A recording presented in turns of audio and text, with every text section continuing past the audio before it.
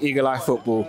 I can't sit here and gloat because I've got a soft spot for Palace and I've got a soft spot for you boys. You look dejected. Talk to me about your side of perspective from the game. I think the dejection comes through like the hope that kills you. But I've come into this game thinking we'll probably lose 3-1. And based on the first half, it could easily have been 2 or 3-0.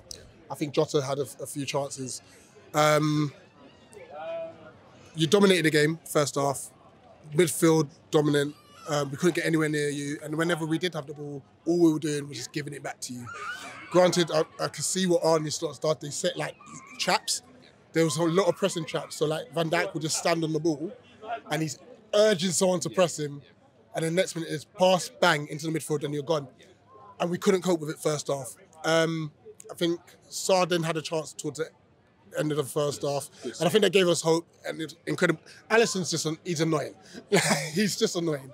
Every time he's down there, he's pulling off worldies. Great save. Second half, I don't know what happened. I don't know if you got complacent. I do think you overplayed a bit as well. But we grew into the game. And I think, I must admit, the introduction of Will Hughes really helped and taking off Tyreek Mitchell because he was having a stinker. Not like him as well. Yeah. We know his crossing ain't great, but he was doing everything wrong today. And Wharton weren't good as either. We know he's not fit, but the simple passes he was getting wrong. Hughes came on, and all of a sudden we've got control. And we're like, wait, hold on a second. We could get something from this game. And we created enough chances to do so. Not saying that we would have gone on to win it, but we should have at least scored today. You look at Nketiah's one, I think it was in a bit of a stretch, but it's still straight at the keeper. Ebbs is one. And you know what? You mentioned something in your fan cam with us about Arne Slot being brave enough to take off someone like Salah because he's not playing well. Ebbs should have come off. Who would you have brought on for him then? That's where it gets a bit tricky. But I'm just trying to think who else would have been on the bench. Even if we had like a Franco Uma, even a Jeffrey Schlupp, just change the formation or something. Like, I know it sounds mad and the Palace fans are going to watch Schlupp, but I've got to think about the bigger picture here. He wasn't playing well. It's that simple. He's not even tracking back. You know, like Nketiah was to the back end. Like, it just wasn't working. I think you'll be fine this season, but going back to Liverpool now, obviously we're top of the table at the moment. I've been called a pessimistic fan because I've said I don't think we'll win the league this season. However, from the outside looking in, do you think we have a genuine shot at winning the league? You do. You do. And the reason why I say that, it's your squad depth. The fact that I saw the line, I said, no Diaz. Like, what? Like, he's been one of your better players today. You know, the fact that, like, Robbo was on the bench. What's his name? Nunez even come on. You know, so there is depth there. And I think that's something that will work in your favour. One thing I will say, though, you've got to just kill off teams. That will be your downfall if you don't win it this year.